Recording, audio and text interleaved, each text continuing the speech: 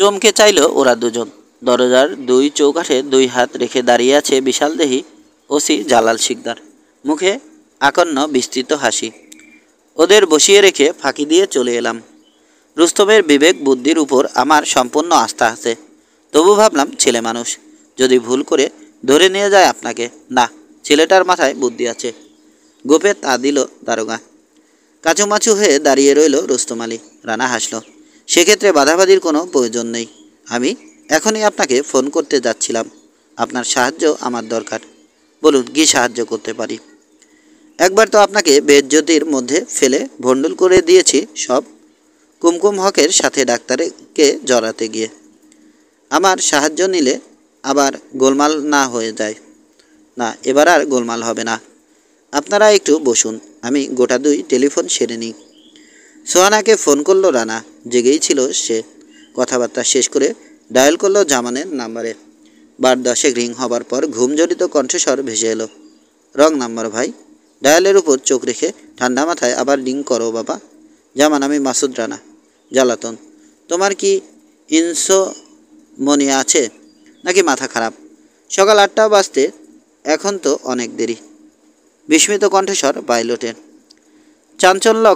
চাঞ্চল্যকর ঘটনার জন্য আক্ষেপ করছিল সেদিন। কিছুক্ষণের মধ্যেই ঘটতে চলেছে একটা ঘটনা। ইচ্ছে করলে আসতে পারো। ইচ্ছে নেই। না ঘুমাতে পারলে কাল উঠতেই পারবো না সকাল সকাল। ওঠার দরকার হবে না। তিনমিস দ্বীপে যাচ্ছি না আর। যেটা খুঁজছিলাম এতদিন হন্য হয়ে, সেটা এই ঢাকাতেই আছে। এখনই যাচ্ছি আমি সেই প্রমাণ উদ্ধার করতে। আসছো তুমি? কোনো ইন্টারেস্টিং ঘটনা না ঘটলে কিন্তু তোমার মাথাটা ফাটিয়ে ঘটনা তৈরি করব, আমি বলে দিচ্ছি। তখন আমার দোষ দিতে পারবে না।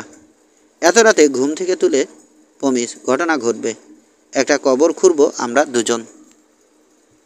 11 রাত 1:45। ঠান্ডা হাওয়া বইছে শহরের বুকে। সারাদিনের প্রচণ্ড উত্তাপ উড়িয়ে নিয়ে গেছে এই হাওয়া। গভীর ঘুমে মগ্ন সারা শহর, শীতল প্রশান্তির নরম স্পর্শ পেয়ে। রাস্তায় লোক নেই। আকাশে ছিটে ফোটা হালকা মেঘ ভেসে চলেছে উত্তর পশ্চিমে। কৃষ্ণপক্ষের আধখানা চাঁদ উঠেছে পূবের আকাশে। নিউ সার্কুলার রোডের একটি মোড়ে থামলো একখানা পুলিশ জিপ। ড্রাইভিং সিট থেকে রাস্তায় নামলো রানা। এদিক ওদিক চাইল। ঘাবড়েই দিয়েছিলে একেবারে। একটা গাছের আড়াল থেকে বেরিয়ে এলো জামান। পুলিশের জিপ দেখে আত্মরাম খাঁচা ছাড়া হয়ে গিয়েছিল। জলদি উঠে পড়ো জামান, ব্যাপার সিরিয়াস। আমার এতক্ষণে গ্রেপ্তার হয়ে যাওয়ার কথা। উঠে পড়ল জামান পাশের ছিটে। গাড়ি ছেড়ে দিল রানা। ব্যাপার কি বলো তো? কোথায় যাচ্ছি আমরা? নারিন্দা গোরস্থানে। আমাকে সাথে নেবার কারণ? দুটো কারণ আছে। প্রথম কারণ, মারধর খেয়ে দুর্বল হয়ে পড়েছি আমি। কবর খোঁড়ার জন্য একজন শক্তিশালী কর্মঠ সহকারী দরকার আমার। দ্বিতীয় কারণ, যখন কফিনটা খুলব তখন একজন সাক্ষী থাকা দরকার। একজন শক্তিশালী নির্বোধ লোক দরকার ছিল আমার। তোমার কথাই মনে পড়ল প্রথম। কবর খুঁড়ে কফিন বের করে কি পাবে আশা করছো তুমি? যা খুঁজছি। আচ্ছা, পাগলের পাল্লায় পড়েছি তো। এখন আর পিছু হটবার উপায় নেই। গোরস্থানের গেট থেকে বেশ কিছুটা দূরে গাড়ি রাখলো রানা। গাড়ির পিছন থেকে একটা কোদাল বের করে দিল জামানের হাতে। টর্চ নিল একটা। তারপর গেটের তালাটা পরীক্ষা করলো। সাধারণ তালা। আধ মিনিট খোঁজাখুঁজি করতেই খুলে গেল। ক্যাচ করে শব্দ হলো গেটটা ঠেলা দিতেই। গাটা ছমছম করে ওঠে এত রাতে এরকম শব্দ শুনলে। ভেতরে ঢুকে পড়ল ওরা। গেটটা আবার রুদ্ধ করে রেখে রওনা হলো ওরা। সারি সারি বাঁধানো কবর, ক্রুশ, লম্বা লম্বা ঘাস, মাঝে মাঝে যিশুর ক্রুশবিদ্ধ পাথরের মূর্তি, এক আধটা শুকনো ফোয়ারা। হাজার হাজার কফিনের ভিতর হাজার হাজার নরকঙ্কাল চিত হয়ে শুয়ে আছে।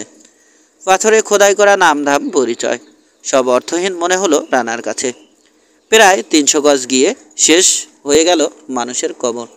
খানিকটা ফাঁকা জায়গার পর একটা তার কাটার বেড়া, ছোট্ট একটা গেট। ওপাশে পেট সেমেট্রি। সাহেবদের কাছে কুকুর বিড়ালের কদর ছিল কালা আদমির চেয়ে অনেক বেশি। ছোট ছোট অসংখ্য বাঁধানো কবর। এগিয়ে চলল ওরা। বেশ কিছু দূরে গিয়ে টর্চ ফেলল রানা খোদাই করা পাথরের গায়ে।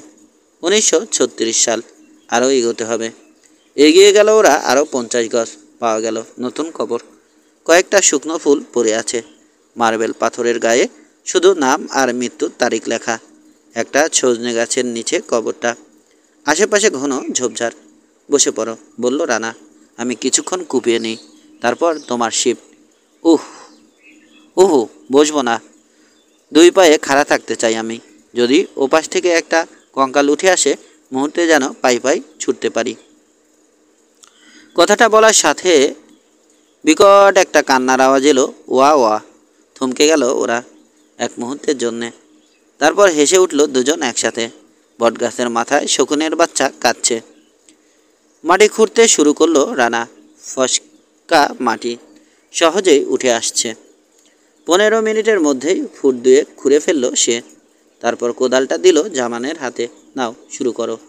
টুকরো টুকরো কথাবার্তা চলছে ওদের মধ্যে। বেশিরভাগ জামানি বলছে। 20 মিনিটেই প্রায় বুক পর্যন্ত খুঁড়ে ফেলেছে সে। বলল, শালারা কয় হাত নিচে মাটি দিয়েছে আল্লাহ জানে। তুমি একটু বিশ্রাম নাও, বাকিটা আমি খুঁজছি, বলল রানা। এই যা। কি যেন ঠেকলো কোদালের মুখে। টর্চটা জ্বালো দেখি। বেরিয়ে এলো কফিনটা। আশপাশ থেকে কিছুটা মাটি সরিয়ে হ্যান্ডেলটা ধরে টেনে তুলল ওটাকে জামান। কোদাল দিয়ে বার 2 টোকা দিল ঢাকনির উপর। খুলে যদি দেখা যায় কিচ্ছু নেই, নাও ধরো। দুজন মিলে ধরে তুলে রাখলো ওরা কফিনটা গর্তের পাশে। হাঁপাচ্ছে জামান। বলল, কবর চুরির কাজটা বড় খাটনির কাজ। বেতনটা বেশি না হলে কবে ছেড়ে দিতাম। সরো দেখি। খুলে দেখি ডালাটা। ডালা খুলতেই ভক করে বিচ্ছিরি এক গন্ধ এলো নাকে। চাঁদের আলো পড়েছে অর্ধগলিত টমের মৃতদেহে। টর্চ দিলে দেখলো রানা টমের সারা শরীরে বিজবিজ করছে 1.5 ইঞ্চি লম্বা পোকা। স্যাঁ, গন্ধে টেকা যাচ্ছে না। কি ব্যাপার রানা, কি করতে চাও এখন মরা কুকুর নিয়ে? কিচ্ছু না। মাথাটা খারাপ নাকি তোমার? কুকুরটা মৃত, এছাড়া আর কি প্রমাণ হলো কবর খুঁড়ে? প্রমাণ হলো যে ও একটা চোর ছিল। সারা কফিন জুড়ে টমের খেলনা, নানান ধরনের। একটা রবারের ইঁদুর, একটা লোম উঠে যাওয়া টেনিস বল, একটা কালো গ্লোভ, এক পাটি স্যান্ডেল, আরও কত কি। একটা বড়সড় খেলনা ঘেঁটে বের করলো রানা। তারপর কফিনের ডালা নামিয়ে বলল, এই হচ্ছে চোরাই মাল। এটা একটা খেলনা পিস্তল। কি প্রমাণ হলো তাতে? এটাই ডক্টর রুহুল আমিনের সেই পিস্তল। এটা পাওয়া যায়নি বলেই মাহবুবের এই দুর্দশা। তুমি বলতে চাও এই পিস্তলটার জন্যই মারা গেছিল ডাক্তার? সামান্য একটা খেলনা। সামান্য নয়, সামান্য বললে ভুল হবে। পিস্তলের মুখ থেকে এঁটে লাগানো একটা কর্ক খুলে ফেলল রানা। সাবধানে পিস্তলের মুখটা ডান হাতের তালুতে ঠেকিয়ে যেন কিছু ঢালছে এমনিভাবে বাম হাতটা উপরে তুলল। দেখো, নয়ন সার্থক করে নাও। চিনির মতো দেখতে অসংখ্য সাদা দানা ঝরে পড়ল রানার হাতের তালুতে। একটা দানা জিভে ঠেকিয়ে পরীক্ষা করল রানা। চিনি মনে হচ্ছে? এর আদি ও অকৃত্রিম নাম হিরোইন। এই জিনিসটুকুর দাম 20 লক্ষ টাকা। 12। হেরোইন? তাজ্জব হয়ে গেল জামান। নেশা করতো তাহলে ডাক্তার? না, নেশার যোগান দিত। নেশার চেয়েও ভয়ঙ্কর কাজ। সব রহস্যের সমাধান পাওয়া যাচ্ছে এখন। জুয়ারি মানুষ। সর্বস্ব খোয়ালো জুয়ার টেবিলে। একটা বছর কষ্ট করলো খুব। হঠাৎ কপাল ফিরে গেল তার 3 বছর আগে। ডাক্তার হিসেবে পোষার নেই, কিন্তু টাকা আসছে বাঁধভাঙা বন্যার পানির মতো। আলাউদ্দিনের চেরাগ পেয়ে গিয়েছিল যেন লোকটা। খুব বড় লোকের ছেলে ছিল শুনেছিলাম। ছিল, কিন্তু 10 বছর ধরে জুয়ার টেবিলে হেরে সব শেষ করেছে। হঠাৎ টাকা কোথায় পেল? খোঁজ নিতে গিয়ে দেখি একজনের ধারণা এক এক রকম। কেউ মনে করে দারুণ পোষার ডাক্তারের, কেউ মনে করে শেয়ার মার্কেটে কপাল ফিরছে, কেউ মনে করে জুয়ার টেবিলে টাকা করেছে, কেউ মনে করে বাপের টাকায় এত টাকা। আসল কথাটা জেড অ্যান্ড জেড ছাড়া কেউ জানে না, কিন্তু তারা বলবে না আমাকে কিছুতেই। আসল ব্যাপার টের পাওয়া গেল এতক্ষণে। পিস্তলটার দিকে ইঙ্গিত করে বলল জামান। আমি জানতাম তিরমিজ দ্বীপের সাথে নিশ্চয় কোনো সম্পর্ক আছে, কিন্তু কী সম্পর্ক সেটা বুঝতে পারিনি। সেটা বুঝলাম আজ ডাক্তারের চেম্বারটা তছনছ হওয়ায়। চেম্বারের খেলনাগুলো ভাঙা হলো কেন ভাবতে গিয়েই বুঝে ফেললাম ব্যাপারটা। ডক্টর রুহুল আমিনের মতো একজন লোককে হেরোইন চোরাচালানি দলের নেতা হিসেবে ভাবা যায় না। সে নেতা ছিল না। নারকোটিক ট্রাফিক বিরাট ব্যাপার। দলপতির বাস আমেরিকার লাস ভেগাসে। ওদের নেটওয়ার্ক আছে এখানে। তারাই বড়শিতে গেঁথেছিল ডাক্তারকে। ডাক্তারও দেখল ভাঙাচোরা আর্থিক অবস্থা অক্লেশে জোড়াতালি লাগাতে হলে এবং ধার শোধ করতে হলে এটা উত্তম পন্থা, কেউ সন্দেহ করবে না। কিন্তু অ্যামেচারের উপর এতটা দায়িত্ব দিল ওরা। শুনেছিলাম সাধারণ দেয় না, কিন্তু দিতে বাধ্য হয়েছিল। তৎকালীন পাকিস্তান কাউন্টার ইন্টেলিজেন্সের চোখ ছিল ওদের উপর। একজন এজেন্ট বেশ কিছু দূর এগিয়েও গিয়েছিল। ভয় পেয়ে সমস্ত অপারেশন বন্ধ করে দিতে হয়েছিল ওদের 6 মাস। প্রায় 2.5 কোটি টাকার ব্যাপার। কাজেই ডাক্তারের শরণাপন্ন হয়েছিল ওরা। ওদেরই অনলস প্রচেষ্টায় মানবতার সেবক হিসেবে সুপ্রতিষ্ঠিত হয়েছিল ডাক্তার। কারো সন্দেহ করার কিছুই নেই। জঙ্গলিদের ভালোবাসার দান গ্রহণ করত ডাক্তার। বেশিরভাগই আজে বাজে পুতুল ও খেলনা, কিন্তু প্রতিবারই এক আধটা খেলনা থাকতো ওগুলোর মধ্যে যার দাম কমপক্ষে 20 লক্ষ টাকা। বার্মা থেকে ঢুকে এই পথে চলে যেত হেরোইন গন্তব্যস্থলে। 20 লাখ, তার মানে মাসে 40 লাখ, বছরে প্রায় 5 কোটি। ডাক্তারের কমিশন যদি 2%ও ধরা যায় তাহলে দাঁড়াতো বছরে 10 লাখ। ইস, আমার মাথায় যে কেন এই বুদ্ধি এলো না, আক্ষেপ করলো জামান। তোমার আমার কর্ম নয় এটা ওটা। এজন্যে doctor Ruhul Amin MBBS MRCP দরকার। ওই রকম সামাজিক প্রতিষ্ঠা দরকার। হাসলো রানা। হেরোইন আসার পর ওটা পাচার করতে হলেও সন্দেহের ঊর্ধ্বে কোনো লোক দরকার। ঘড়ির কাঁটার মতো নিয়ম বেঁধে চললেও যাকে সন্দেহ করা যায় না। হ্যাঁ, ঢাকায় নিয়ে এলো বুঝলাম, কিন্তু আমেরিকা পর্যন্ত পৌঁছাতো কিভাবে? হাতে হাতে। প্রত্যেক মাসের প্রথম ও তৃতীয় সোমবার জিনিসটা ঢাকায় এনে পৌঁছে দিয়ে ডাক্তারের কাজ শেষ। তুমি বলতে চাও জেড অ্যান্ড জেড এর সাথে জড়িত? সেখানে ডেলিভারি দিত doctor heroine. Z and Z যে জড়িত তাতে কোনো সন্দেহ নেই, কিন্তু মালটা সেখানে ডেলিভারি দিত না ডাক্তার। পারত্যপক্ষে জেড অ্যান্ড জেডের কাছে ভিড়ত না সে। তাহলে সোমবার জিনিসটা নিয়ে এসে মঙ্গলবার তুলে দিত সে কারো হাতে।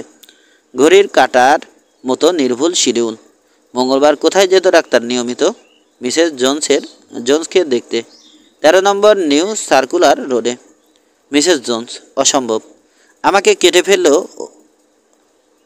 কেটে ফেললো এ আমি বিশ্বাস করতে পারবো না। মাথা নাড়ল জামান। মিসেস জোন্স হচ্ছে সুতো। ডক্টর রুহুল আমিনই তাকে ওই বাড়িতে নিয়ে উঠিয়েছিল। এ কাজের একটা অসুবিধা, নিয়ম বাধা পুনরাবৃত্তি। এর ফলে মানুষের সন্দেহের উদ্রেক হয়। মানুষ জানতে চায় ব্যাপার কি, এই লোক নিয়মিত এখানে আসছে কেন। তাই মিসেস জোন্সের প্রয়োজন ছিল। আসল কাজটা সারা হতো মিসেস জোন্সের অলক্ষ্যে। ঢুকবার বা বেরোবার সময় 12, 13 বা 14 নম্বর ফ্ল্যাট বাড়ির কোনো একজন ভাড়াটে ঠিক সময় মতো উপস্থিত থাকত। তার হাতে দিত ডাক্তার হেরোইন ভরা খেলনা। হাসলো রানা। আমার সহকারী যে সুন্দরী মেয়েটা দেখেছিলে, সোহানা চৌধুরী, একেবারে গর্ধব, মাথাভর্তি গোবর। দারোগা জানালো শিকদার হচ্ছে আরেকটা। ডাক্তারকে কুমকুম হকের সাথে জড়িয়ে চুনকালি মেখেছে আমার মুখে। কিন্তু একটা ব্যাপার ঠিকই ধরেছিল ওরা, মিসেস জোন্সকে ক্যামোফ্লেজ হিসেবে ব্যবহার করে অন্য কিছু করত ডাক্তার। ব্যাপারটা অনেক আগেই বুঝেছি আমি। মনে হচ্ছে আরেকটা ভুল করতে যাচ্ছ, বলল জামান চিন্তিত মুখে। 12, 13 বা 14 নম্বর ফ্ল্যাট বাড়িতে যদি ডাক্তারের কাছ থেকে হেরোইন বুঝে নেবার লোক বাস করবে, তাহলে সাব ইন্সপেক্টর যখন গুলি করলো তখনও মালটা ডেলিভারি দেয়া হয়নি কেন? সহজ উত্তর, জিনিসটা যার বুঝে নেওয়ার কথা ছিল সেই লোক বাড়ি ছিল না। মিসেস জোনসের ওখানে বহুক্ষণ অপেক্ষা করে শেষ পর্যন্ত হতাশ হয়ে ফিরে যাচ্ছিল ডাক্তার হেরোইন সহ। লেটার বক্সে রেখে গেলেই পারত। 20 লাখ টাকার জিনিস কেউ লেটার বক্সে রেখে চলে যেতে পারে না। হাতে হাতে পার করতে হবে জিনিসটা। কাজেই শেষ পর্যন্ত অপেক্ষা করে বেরিয়ে পড়ল ডাক্তার। মনে ভয় কিছু গোলমাল হয়ে যায়নি তো। যেই গাড়ির কাছাকাছি গেছে অমনি লাফ দিয়ে উঠে দাঁড়িয়েছে পুলিশের লোক। দিশে হারিয়ে দৌড় দিয়েছে ডাক্তার। পুকুরের পাড়ে এসেই ফেলে দেওয়ার চেষ্টা করেছে সে খেলনাটার আকৃতি নিশ্চয়ই ভুলে গিয়েছিল ডাক্তার, কিংবা আশা করেছিল সে যখন ওটাকে খেলনা বলে জানে, তাড়া করে আসা পুলিশটাও ওটাকে খেলনাই মনে করবে। ওটা বের করতে দেখেই যে মাহবুব গুলি করবে তা ভাবতেও পারেনি বেচারা। ভয়ে আতঙ্কিত হয়ে যদি দৌড় না দিত, যদি সরাসরি মাহবুবকে জিজ্ঞেস করতো কী ব্যাপার, তাহলে ক্ষমা প্রার্থনা করে ছেড়ে দিত ওকে মাহবুব। কল্পনাও করতে পারতো না যে 20 লক্ষ টাকার হেরোইন আছে ডাক্তারের কাছে। ভয় পেয়ে গুলি খেলো বেচারা। পিস্তলটা পাওয়া যায়নি কেন? রুস্তম আলী আর মাহবুব যখন ডাক্তারকে পানি থেকে তুলতে ব্যস্ত সেই সময় টম ওটাকে খুঁজে পায়। ডাক্তারের গন্ধ পায় ও পিস্তলটায়। ওর জন্যে মাঝে মাঝে কিছু না কিছু খেলনা আনতো ডাক্তার। সেদিন বিদায়ের সময় দেখা হয়নি ওর ডাক্তারের সাথে। ও মনে করেছে আসলে ওটা ওরই জন্যে আনা খেলনা। মধ্যে পিস্তলটা খোঁজেনি কেউ। সহজ কারণ, টমের খেলনাগুলোর মধ্যে পিস্তল খুঁজেছে সবাই। খেলনা পিস্তলের সম্ভাব্য আমার মাথায় এলো এই কিছুক্ষণ আগে, যখন জানতে পারলাম যে ডাক্তারের চেম্বারটা তন্ন তন্ন করে খুঁজেছে কে যেন। পুতুলগুলো টুকরো টুকরো করেছে ভেঙে। শত্রু ও মিত্র দুই পক্ষই খুঁজছে একটা জিনিস, কিন্তু পাচ্ছে না। কোন জিনিসটা পাওয়া যাচ্ছে না? পিস্তল। ওটা কি খেলনা পিস্তল? সহজেই বুঝতে পারলাম পিস্তলটা যদি খেলনা হয়ে থাকে কোথায় পাওয়া যাবে ওটা। ডাক্তারের চেম্বারে এই হিরোইনই খুঁজেছিল কেউ নিশ্চয়। নার্সটা হঠাৎ এসে পড়ায় তাকে ছুরি মেরেছে নির্মমভাবে, কিন্তু এত করেও আসল জিনিস পায়নি সে। এদিকে হন্যে উঠেছে মাসুদ রানা। তিরমিজ দ্বীপ পর্যন্ত যেতে চাইছে, কাজেই ঠেকা ওকে। ফাঁসিয়ে দেওয়ার চেষ্টা করা হলো আমাকে। পুলিশ যাতে গ্রেপ্তারে গাফিলতি না করে সেজন্য সংবাদপত্রের রিপোর্টার ডাকা হলো। ওরা আশা করেছিল আমাকে কয়েকদিন আটকে দিতে পারলেই মালটা উদ্ধার করে আপাতত কিছুদিনের জন্য ঘাপটি মেরে থাকা যাবে। অর্থাৎ এই খেলনাটা আবিষ্কার করে তুমি মাহবুবকে রক্ষা তো করলেই, নিজেও বাঁচলে। তোমার কাজ শেষ। ওহো, এই লোকটা রয়ে গেছে। ডাক্তার যার হাতে হেরোইন তুলে দিত, ওকে ধরা মুশকিল হবে। ধরে নিলাম লোকটা ওই বাড়ি 3টের যে কোনো একটায় থাকে, কিন্তু ওখানে তো বহু লোকই থাকে কিন্তু সন্দেহের বৃত্তটা ছোট করে আনতে পারি আমরা সহজেই ধরে নেওয়া যায় যে লোকটা মিসেস জোন্স যে বাড়িটায় থাকে, অর্থাৎ 13 নম্বর ফ্ল্যাট বাড়ি, সেখানেই থাকে। হালকা করে শীষ দিল জামান। মিসেস জোন্সকে সন্দেহের বাইরে রাখা যায়, কুমকুম হকও তাই। তাহলে বাকি থাকে আরও 7টি পরিবার। এছাড়াও আছে মতলব আলী, Z&Z'ের নিয়োজিত ম্যানেজার। ঠিক বলেছ, যদ্দূর মনে হচ্ছে ঠিক পথেই এগোচ্ছ তুমি। লোকটার চালচলন কেমন যেন সন্দেহজনক। বরাবরই দেখতে পারি না আমি ওকে। দুঃখের বিষয়, ওকেও সন্দেহের বাইরে রাখতে হচ্ছে, বলল রানা। ডেলিভারি নেওয়ার লোকটা অনুপস্থিত ছিল বলেই হেরোইন নিয়ে ফেরত যাচ্ছিল ডাক্তার। মতলব আলী সেই রাতে বাসায় ছিল। 13 নম্বর ফ্ল্যাট বাড়ির প্রত্যেকটি বাসিন্দার বাসায় ছিল, কেবল তুমি ছাড়া। একমাত্র তুমিই সে রাতে বাসায় ছিলে না জামান। 13। খলখল করে হেসে উঠল জামান। বুঝতে পারছিলাম, বেহুদা গল্প শোনাচ্ছ না তুমি আমাকে। একলা কিছু উদ্দেশ্য আছে তোমার। ঠিকই বলেছ, ঝড় বৃষ্টির জন্যে দমদম এয়ারপোর্টে ল্যান্ড করতে বাধ্য হয়েছিলাম আমি সেদিন, কিন্তু তাতে কি প্রমাণ হয়? ফাঁদ পেতেছিলে, তোমার ধারণা ফাঁদে পড়ে গেছি আমি। কি করতে হবে এখন আমাকে? হাতে পায়ে ধরে কান্নাকাটি করব? হাতে পায়ে ধরার লোক তুমি নাও জামান। তুমি একজন উচ্চাকাঙ্ক্ষী, অতি বিলাসী, স্বল্প বুদ্ধি ভয়ঙ্কর জানোয়ার। পৃথিবীতে কোন লোকটা সব দিক থেকে ভালো? কিন্তু তুমি যে সব দিক থেকেই খারাপ। দুঃখের বিষয়, এর কোনো প্রমাণ নেই। একটা দীর্ঘশ্বাস ছাড়ল জামান। কিছুই প্রমাণ করতে পারবে না তুমি। আমি সে রাতে বাড়ি ছিলাম না, তাতেই প্রমাণ হয়ে গেল যে আমি হেরোইন ডেলিভারি নেয়ার সেই লোক। তোমার সাথে তর্ক করতে চাই না আমি, জামান। কিন্তু পাইলট হিসেবে তোমার পক্ষে যে জিনিসটা ডাক্তারের কাছ থেকে নিয়ে লন্ডনে উপযুক্ত লোকের হাতে তুলে দেয়া কতটা সহজ সেটুকু বোঝার ক্ষমতা আমার আছে। আজকে আমার বাসায় গিয়ে বাথরুমের বল্টু খুলে রেখে এসেছিলে তুমি। তুমি আমার ব্যান্ডের বোতলে বারবিচুরেটের গুঁড়ো মিশিয়ে দিয়ে এসেছিলে। তুমি ফোন করে ইঙ্গিত দিয়েছিলে আমাকে তুমি হুস্কি খেয়ে ঘুমিয়ে পড়বে, যেন আমিও কিছু একটা খেয়ে ঘুমিয়ে পড়ি। তুমি পাঠিয়েছিলে আমাকে খুন করার জন্যে 4 জন মৃত্যুদূত। তার মানে আমি শুধু হেরোইন ক্যারিয়ারই নই, তোমার কল্পিত দস্যু দলের নেতাগোছেরও কিছু। খসরুজ্জামান চৌধুরী তোমার বড় ভাই, একথা অস্বীকার করতে পারবে না তুমি, কামরুজ্জামান চৌধুরী। তোমাদের দুই ভাইয়ের কোম্পানি হচ্ছে জামান অ্যান্ড জামান, অর্থাৎ Z&Z। অস্বীকার করতে পারবে একথা? চুপ করে থাকলো জামান কিছুক্ষণ, তারপর বলল, এতেও কিছুই প্রমাণ হয় না গোয়েন্দা সাহেব। তোমার ভাবটা হচ্ছে একটা দিয়াশলাই পেলে আরাম করে একটা সিগারেট খাওয়া যেত, যদি সিগারেট থাকতো। সবটা মিলে মস্ত বড় একটা লাড্ডু। ডাক্তারের চেম্বারের দরজার নবে আমার ছাড়া ও আরেকটা অপরিচিত আঙুলের ছাপ পাওয়া গেছে। আমার বিশ্বাস তোমার ছাপের সাথে মিলে যাবে সেটা। কি করতে গিয়েছিলে তুমি ওখানে, পাইলট? বেশ অনেকক্ষণ চুপ করে থাকলো জামান, তারপর হেসে উঠল অপকিরিস্টের মতো। পাক্কা হারামি লোক তুমি, মাসুদ রানা। আমি দাদাকে সাবধান করেছিলাম, ভয়ানক ধূর্ত ওই টিকটিকিটা। কিছু আজ করার আগেই শেষ করে দাও। না, তিনি মনে করলেন তার চাইতে চতুর লোক থাকতেই পারে না দুনিয়ায়। তিনি কায়দা দেখাতে গেলেন। আমি বুঝতে পারি আমাকে কেন খুন করতে চাও তোমরা, কিন্তু অলকা, ওকে খুন করতে গেল কেন জামান? দোষ তোমার। তুমি 6টার সময় অ্যাপয়েন্টমেন্ট করে রেখেছ, তা জানবো কি করে আমি? একটা মিথ্যা ইন্টারভিউয়ে ডেকে পাঠিয়ে আমি নিশ্চিত মনে হেরোইনের কনসাইনমেন্টটা খুঁজছি। ওটা খোয়াতে রাজি ছিলাম আমরা, কিন্তু যেভাবে পিছু লেগে গেছো তুমি, তোমার হাতে বললে অসুবিধা আছে, তাই খুঁজছি। এমন সময় এসে ঢুকলো মেয়েটা চেম্বারে। উপায় ছিল না, দোষটা তোমার। আমি যতক্ষণ বাইরে দাঁড়িয়েছিলাম ততক্ষণ তুমি ভিতরেই ছিলে। হ্যাঁ, মহা মুশকিলে পড়ে গিয়েছিলাম।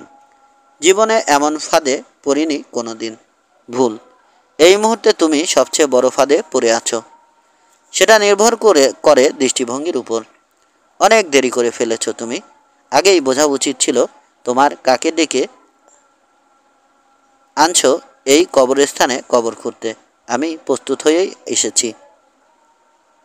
তুমি ভাবছো বন্ধু ভেবে তোমাকে এখানে ডেকে এনে পিস্তলটা পাওয়ার পর আমি ভেবে বের করেছি যে তুমিই দোষী। ভুল, সবই ভুল। অনেক আগেই আমি জানি যে তুমিই সেই লোক। প্রমাণ ছিল না হাতে। পিস্তলটা খুঁজে না পেলে তোমার বিরুদ্ধে কিছুই হাজির করতে পারতাম না করতে। তাছাড়া তোমাকে জ্যান্ত ধরতে চেয়েছিলাম আমি।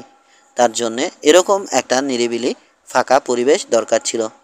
তোমার ইচ্ছে পূরণ করতে পারছি না বলে আমি দুঃখিত। মানুষের বাঁচার তাগিদ বড় প্রবল। একলাপে উঠে দাঁড়ালো জামান। চাঁদের আলোয় চকচক করে উঠল একটা পিস্তল। বেশি বাহাদুরি দেখাতে গিয়ে একটা ব্যাপার ভুলেই গিয়েছ তুমি, মাসুদ রানা। তোমাকে হত্যা করার সব প্রচেষ্টা বিফল করে দিয়ে তুমি যখন কবর খোঁড়ার প্রস্তাব দিয়েছ, আমি এসেছি এবং প্রস্তুত হয়ে এসেছি। পিস্তল দেখিয়ে বাঁচতে পারবে না তুমি জামান। শুধু দেখাবার জন্যে আনিনি এটাকে, ব্যবহার করব। কেউ টের পাবে না। কবর খোঁড়াই আছে। কুকুরের সাথে তুমিও ঘুমিয়ে থাকবে ওর ভিতর। প্রতিদিন ফুল দিয়ে যাবে মিসেস জোন্স। দেখো জামান, তোমাকে জ্যান্ত ধরতে চাই আমি, কিন্তু যদি তোমার বোকামিতে এখানে আজ কেউ মারা যায়, সেই ব্যক্তি হবে তুমি। তোমার হাতের ওই খেলনা পিস্তলটা দিয়ে মারবে বুঝি? না, আমি জানি তুমি নিরস্ত্র। হ্যাঁ, আমি নিরস্ত্র, কিন্তু আমার সঙ্গীরা কেউ নিরস্ত্র নয়। চেয়ে দেখো, তোমার ঠিক 5 হাত পিছনে দাঁড়িয়ে আছে নির্বোধ সুন্দরী সোহানা চৌধুরী। তোমার ডান দিকের ঝোপের আড়াল থেকে বেরিয়ে আসছে দারোগা জালাল শিকদার ও দুজন সেপাই। তোমার বাম দিকের ঝোপের আড়াল থেকে বেরিয়ে আসছে সাব ইন্সপেক্টর রুস্তম আলী ও দুইজন সেপাই, সবাই সশস্ত্র। পিস্তলটা আর 1 ইঞ্চি উঁচু করলেই গুলি খাবে তুমি জামান। থমকে গেল জামান। ঝট করে পিছন দিকে দেখলো সোহানাকে। ডান দিকে ফিরল, সত্যি 6 হাত দূরে দাঁড়িয়ে আছে 3জন। বাম দিকে ফিরল, সেখানেও 3জন। হঠাৎ পিস্তল তুলল জামান। তোকে শেষ করে তারপর মরবো আমি, শুয়োরের বাচ্চা। ঠা ঠা ঠা। গোরস্থানে নিঝুম নিস্তব্ধতা ভেঙে খান খান হয়ে গেল। কফিনের মধ্যে চমকে উঠল বুঝি নরকঙ্কালগুলো। গর্জে উঠেছে রোস্তমের চাইনিজ স্ট্যান্ড। বাস করেছে সে নিচে থেকে উপরে। একটা গুলি লাগলো জামানের কবজিতে। ছিটকে পড়ে গেল পিস্তল। ঝাঁপিয়ে পড়ল জামান রানার উপর খালি হাতেই, ক্ষুধার্ত বাঘের মতো। প্রস্তুত ছিল রানা। মাথাটা সরিয়ে নিতেই ঘুষিটা পড়ল কাঁধের উপর। রানার ঘুষি লক্ষ্যভ্রষ্ট হলো না। নাক মুখ দিয়ে রক্ত বেরিয়ে এলো জামানের, কিন্তু কিচ্ছু পরোয়া করছে না সে। শুয়ে পড়ল দুজন মাটিতে। 2 হাতের কোনোই দিয়ে মেরে চলেছে জামান পাগলের মতো। এগিয়ে এলো সবাই, কিন্তু কি করবে বুঝতে পারছে না। মাটিতে হুটোপুটি করছে দুজন। একবার এ উপরে উঠছে, একবারও। হঠাৎ শূন্যে উঠে গেল জামানের দেহটা। বুকের কাছে 2 পা বাঁধিয়ে ছুঁড়ে দিয়েছে ওকে রানা। সোহানার মাথার 3 ফুট উপর দিয়ে বিশাল একটা বাদুড়ের মতো উড়ে গেল জামানের দেহটা। ধপাস করে শব্দ হলো, যেন অনেক দূর থেকে। কেঁপে উঠল মাটি। কবরের ভিতর পড়েছে দেহটা। সবাই এসে দাঁড়ালো কবরের পাশে। নিশ্চিন্তে জ্ঞান হারিয়েছে পাইলট। ওয়েল ডান, বলল জামান শিকদার। সেপাইদের উদ্দেশ্যে বলল, গাড়িতে তুলে ফেলো এটাকে, হ্যান্ডকাপ পরিয়ে রাখবে। রানার হাত ধরল। আপনাকে ধন্যবাদ জানাবার ভাষা নেই আমার। আপনার সাহায্যের কথা ভুলব না আমি কোনো দিন। এই নিন আপনার সেই হারানো পিস্তল। সমস্ত কথাই নিজের কানে শুনেছেন, কাজেই ব্যাখ্যা করার কিছুই নেই। এখন আপনার কর্তব্য সারতে হবে আপনাকে দ্রুত। দেরি হয়ে গেলে বিগ ব্রাদার খসরুজ্জামানকে আর পাবেন না। রওনা হয়ে যান জলদি। গোরস্থানের সরু কাকর বিছানো রাস্তা দিয়ে চলল ওরা সারি বেঁধে। একটু পিছিয়ে পড়ল রানা ও সোহানা। ক্লান্তি লাগছে বড়। একটা হাত রাখল রানা সোহানার কাঁধে। আমার ভয় লাগছে। রানার কোমর জড়িয়ে ধরল সোহানা। দেয়াল টপকে একা ঢুকেছিলে না তুমি গোরস্থানে? হ্যাঁ। এখন ভয় লাগছে কেন? ভাবছি আজ কাজ ফুরলো, আবার হারিয়ে যাবে তুমি। কটা দিন বেশ কাটলো একসাথে, তাই না? সমাপ্ত।